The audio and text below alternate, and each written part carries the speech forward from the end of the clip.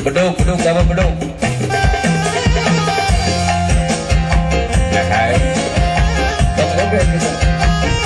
Quran kita pakai, akal pun kita.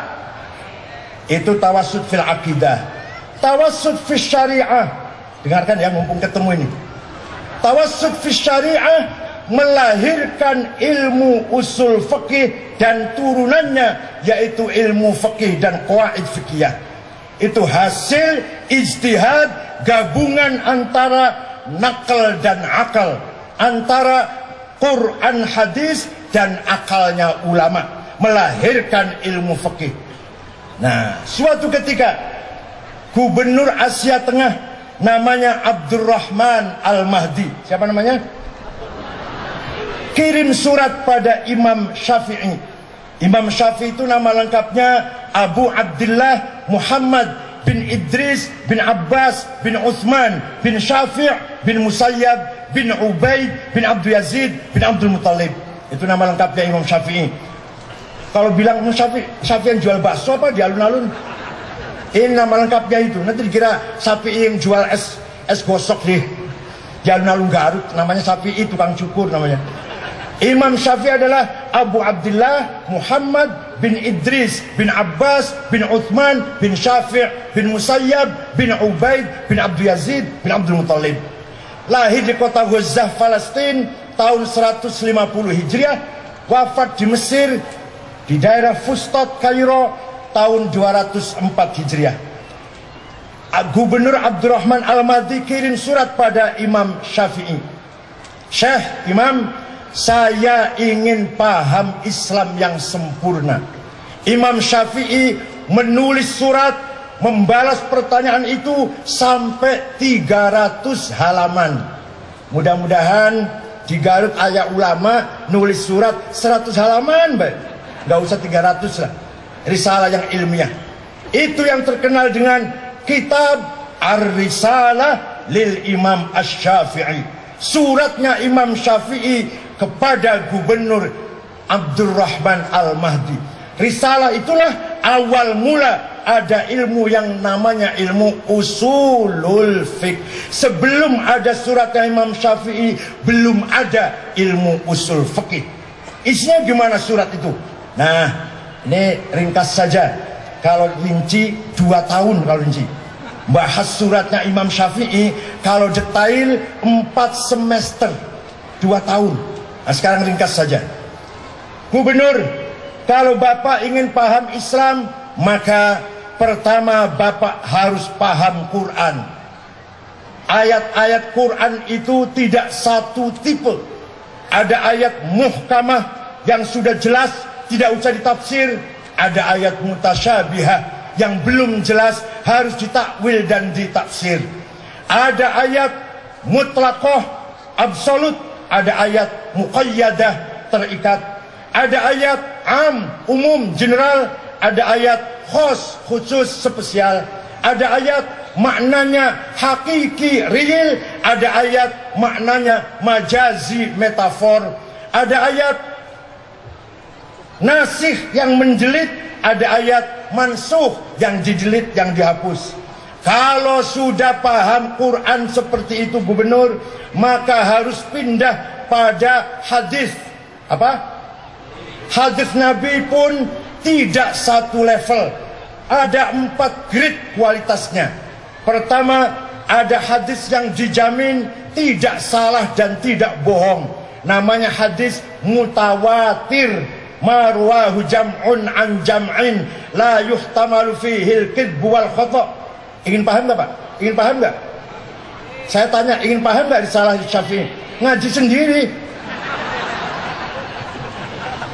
Atau Kiai Nuh atau Kiai Rasyuriyah suruh ngajar, itulah suratnya Imam Syafi'i. Hadis ada mutawatir, ada lafdzon wa maknan, ada maknan la lafdzon. Ada hadis masyhur, hadis yang terkenal. Ada hadis aziz, hadis yang punya nilai. Ada hadis ahad, hadis tunggal, individual. Ini kalau sudah paham Quran dan hadis seperti ini, kata Imam Syafi'i, maka belum cukup. sudah paham Quran dengan berbagai macam ayat, sudah paham hadis dengan berbagai macam kualitas, belum cukup. Kata Imam Syafi'i, akal harus dipakai. Apa? Akal harus dipakai. Akal ini, kalau akalnya ulama berkumpul, musyawarah, diskusi, berdebat, kemudian menghasilkan satu keputusan hukum, namanya ijma'. Apa namanya? Konsensus. Ijma' ada dua macam, ada qauli dan ada sukuti. Kalau akalnya ulama sporadis, ulama Jawa Barat sendiri, ulama Jawa Tengah sorangan, ulama Jawa Timur sendiri, tidak bertemu musyawarah, kemudian ulama-ulama itu mengeluarkan pendapat dari akalnya, namanya qiyas. Naon? Analogi. Qiyas ada 9 macam. Qiyas aulawi, burhani, mantiki, jadali, istiqra'i, tamthili, khitobi, dan iqna'i.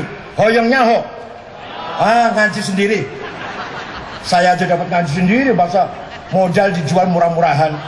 Saya carinya dulu mahal banget kok. Contoh, nah ini. Cepat contoh biar paham Pak. Dengarkan.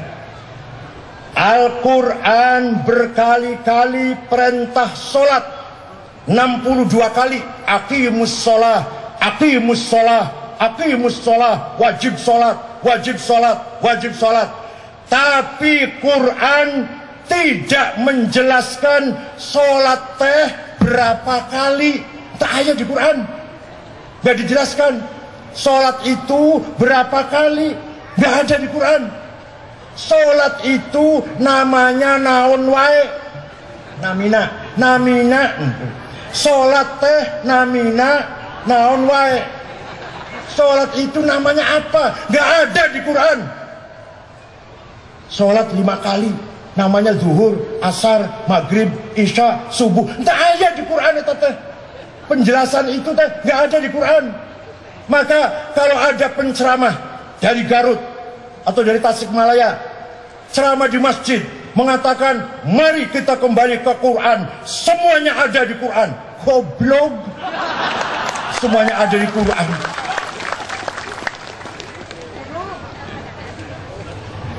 Penjelasan sholat berapa kali, namanya apa sholat, di hadis, bukan di Quran. Di hadis. Qala Rasulullah sallallahu alaihi wasallam, furidat alaikum khamsu maktubat, adz-dzuhr wal 'asr wal maghrib wal isya wal fajr. Diwajibkan kepada kamu sekalian salat 5 kali sehari semalam, namanya salat teh zuhur, asar, maghrib, isya, subuh. 4, 4, 3, 4, 2. Itu hadis tuh, bukan Quran. Naon? Sudah paham ya? Hadis pun, Rasulullah pun tidak menjelaskan syarat-syarat sahnya sholat ada berapa. Orang mau sholat syaratnya harus Islam, baligh, akil, suci dari hadas shogir, hadas kabir, suci badan pakaian tempat dari najis, sudah masuk waktunya sholat baru sah. Hadis tidak ada yang menjelaskan begitu. Rukunya sholat ada 14, takbiratul ihram, niat, berdiri bagi yang mampu, baca fatihah, ruku, nggak ada di hadis itu. Terus dari mana kita melaksanakan sholat yang seperti kita lakukan tiap hari ini? Dari mana itu? Bukan dari Quran, bukan dari hadis, dari ijma'ul ulama. Ayo bareng jawab. Ijma'ul ulama. Yang saya maksud ulama bukan saya. Kalau saya ketua Nahdlatul Ulama, kalau saya. Yang mohon maaf, bukan Kiai Asep, bukan Kiai Nuh, bukan Kiai Amin, bukan. Yang saya maksud ulama adalah Imam Nu'man bin Thabit Al-Hanafi atau Abu Hanifah, yang lahir tahun 80, wafat tahun 150. Imam Anas bin Malik, wafat tahun 179. Imam Abu Abdullah Muhammad Asy-Syafi'i, wafat tahun 204 Hijriah. Imam Ahmad bin Hanbal. Itu yang saya maksud ulama a'immah al-mujtahidina fid din.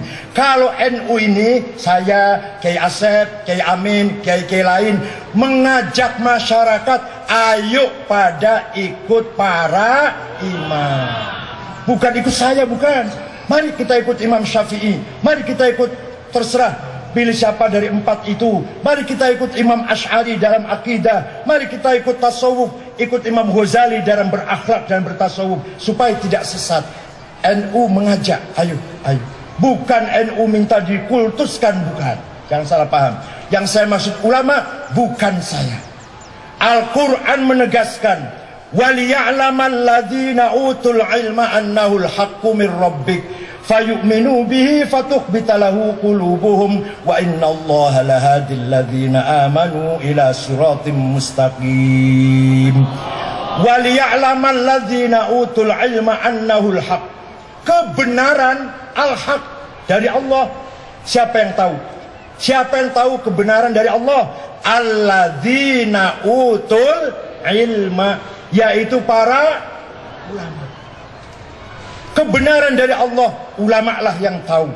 Kebenaran dalam bertani, insinyur yang tahu. Kebenaran dalam teknik mesin, insinyur mesin yang tahu, mekanik. Kebenaran dalam membangun jembatan, membangun jalan, insinyur sipil yang tahu. Kebenaran dalam ilmu lain-lain, bidang lain-lain, juga para teknokratnya, para ahlinya. Bapak mobilnya rusak, dibawa ke saya, tambah rusak, Pak. Komputernya rusak, dibawa ke saya, tambah ambrol. Nanti saya bisa buka, nggak bisa masang nanti.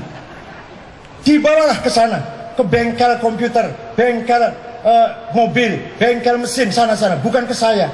Tapi kalau masalah agama, tanyalah pada ahlinya, Kiai Asep, Kiai Amin, Kiai Nuh, dan Kiai lainnya. Tanya agama ke situ.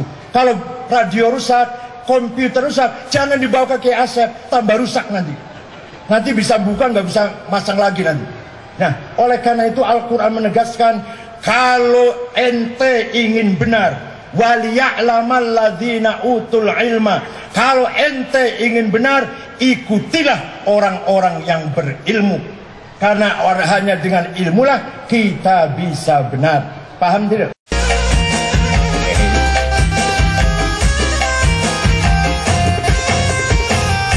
Salat